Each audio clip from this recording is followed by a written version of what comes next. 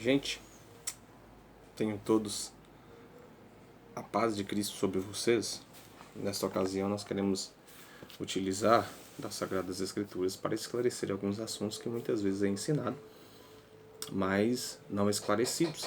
E, por não ser esclarecidos, trazem algumas dúvidas e até a repetição de algumas frases incoerentes com o texto a qual ele se refere. Nosso intuito nessa noite, primeiro ponto, é levar vocês a entender que a Bíblia não se entende da forma como se lê. Dependendo dos livros que a pessoa está lendo, ela tem uma forma diferente de interpretar. A Bíblia existe em livros a Torá, existem livros Pentateuco, existem livros poéticos, livros proféticos, evangelhos, livros históricos, cartas paulinas, cartas gerais e o livro Revelações. Para cada um desses, a gente precisa entender sentido, precisa entender contexto. Não pode extrair informação alguma sem utilizar de seus contextos para evitar cometer alguns sérios erros gravíssimos. Nosso intuito nessa noite é levar a cada um dos irmãos a entender melhor cada um desses textos e não repetirem esses erros, não repetir estas afirmações infundadas dentro das Sagradas Escrituras. Nesta ocasião, nós queremos falar sobre dois eventos, duas ocasiões dentro das Sagradas Escrituras, e queremos dentro dessa oportunidade, falar em primeira mão sobre o texto de João, capítulo de número 10. O texto é muito conhecido, lido, ministrado em eventos evangelísticos, ministrado para ímpios. E nós vamos tentar entender, buscar o entendimento dentro desse texto aqui com relação ao versículo de número 10. Vamos lá? Olha só como está escrito no versículo de número 10. Porque o ladrão não vem senão a roubar, a matar e a destruir.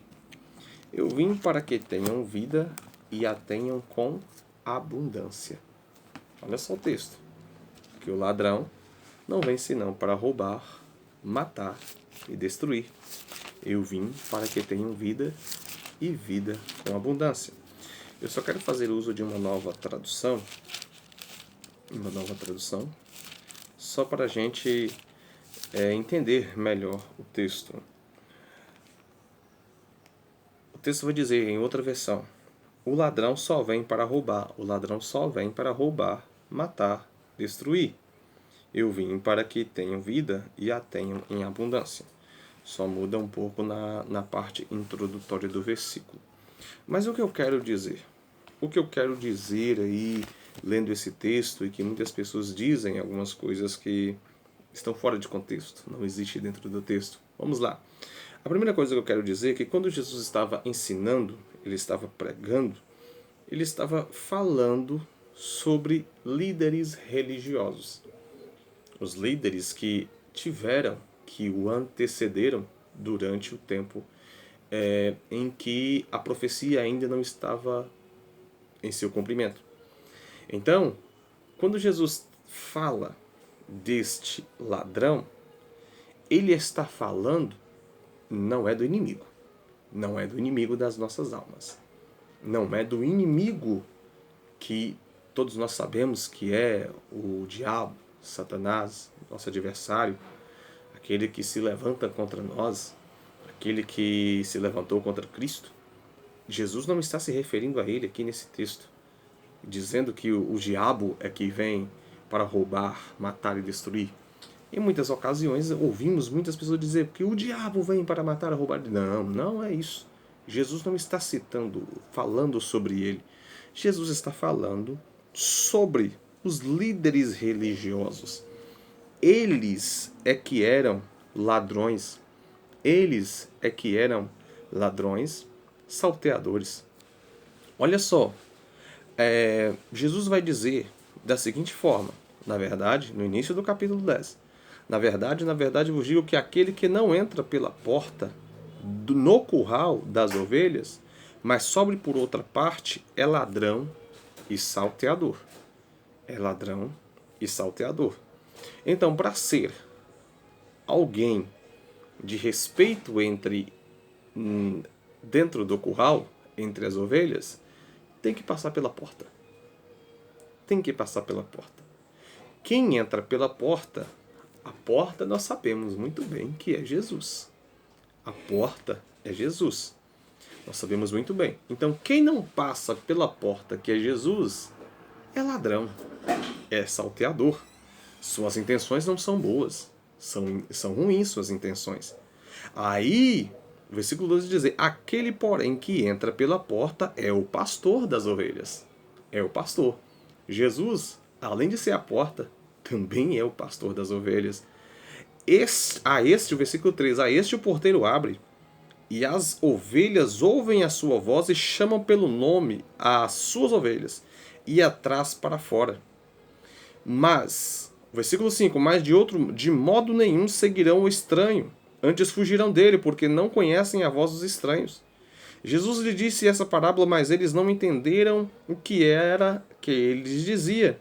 Tornou, pois, Jesus a dizer-lhe: é verdade, vos digo que eu sou a porta das ovelhas. Todos quantos vieram antes de mim são ladrões, salteadores, mas as ovelhas não os ouviram. Jesus está falando que os líderes religiosos que vieram antes dele eram ladrões, eram salteadores. Suas intenções não eram cuidar, zelar, proteger as ovelhas. Pelo contrário, aqueles que vieram antes, a intenção deles era extrair, utilizar daquilo que as ovelhas tinham. Eles roubavam das ovelhas. Eles te arrancavam das ovelhas. A gente não vai listar a quantidade de coisas que os líderes religiosos da época praticavam. Não. Essa fica para outra ocasião. Mas estes agiam de forma totalmente contrária às Sagradas Escrituras. Não zelaram do povo. Não cuidavam do povo. Quando o sacerdote, na época líderes, quando os sacerdotes eles tinham uma comunhão com Deus, um relacionamento correto com Deus, eles levavam a nação de Israel a também ter essa comunhão. No entanto, quando não tinham essa comunhão, quando não desfrutavam deste relacionamento correto para com Deus, resultado, eles não zelavam pelas ovelhas. No caso, as pessoas que viviam em Israel na época. Por isso, eles estavam vivendo como ovelhas sem pastor. Por isso Jesus está dizendo: todos aqueles que vieram antes de mim são ladrões e salteadores. E ainda tem outro detalhe. Ainda dentro desses ladrões e salteadores, ainda tinham os mercenários. Os mercenários eram aqueles que eram pagos para cuidar do rebanho. Mas quando o lobo aparecia, a preocupação deles era manter-se vivo e fugir. O rebanho ficava à mercê. Quantos líderes religiosos que durante as perseguições de Babilônia, cativeiro babilônico, perseguições do Medo-Persa, outras perseguições, o Império Grego perseguindo, maltratando, eles fugiram e deixaram as pessoas à mercê de cada um deles. Esses não eram pastores, eram simplesmente mercenários. Só estavam objetivando o lucro. As ovelhas não eram deles, eles queriam apenas ganhar e subtrair. Então, precisamos entender que quando Jesus Cristo diz que o ladrão vem senão para matar, roubar e destruir, ele não está se referindo a Satanás. Ele não está se referindo ao diabo. Apesar que, de algumas formas, as pessoas muitas vezes usam isso de forma alegórica para trazerem comparações e fazer muitas alegorias com isso. Mas Jesus, dentro desse texto, ele não está se referindo a Satanás como ladrão. Não está se referindo a este ladrão como Satanás. Mas sim, este ladrão de João 10,10 é nada mais e nada menos que os líderes religiosos na época. O pastor é aquele que zela do rebanho, que cuida do rebanho. O ladrão, ele só quer usurpar, subtrair, se beneficiar com as ovelhas. Amém? Espero que vocês tenham aprendido sobre essa questão. Mas ainda assim, queremos falar sobre outro detalhe nas Sagradas Escrituras. Queremos falar sobre outro detalhe. Vamos lá para o segundo detalhe. Marcos, Evangelho de Marcos, capítulo de número 6. Marcos, capítulo de número 6, versículo de número 3. Vamos lá. Aí vem a pergunta: Jesus, ele era carpinteiro? Jesus, ele era carpinteiro? Vamos lá? Vamos começar a partir do versículo 1. Marcos 6, a partir do verso 1. E partindo dali chegou à sua pátria, e os seus discípulos o seguiram. E chegando o sábado, começou a ensinar na sinagoga. E muitos, ouvindo-o, se admiraram, dizendo: de onde lhe vêm essas coisas? E que sabedoria é esta que lhe foi dada? E como se fazem tais maravilhas por suas mãos? Não é este o carpinteiro, filho de Maria, irmão de Tiago, e de José, e de Judas, e de Simão? E não estão aqui conosco suas irmãs? E eles escandalizavam-se nele. Mas o que eu quero dizer aqui? O que eu quero dizer aqui? É da seguinte forma. Jesus, ele era carpinteiro? Jesus, ele era carpinteiro? De uma certa forma, vemos em quadros pintados Jesus sendo colocado como uma figura daquele que constrói móveis.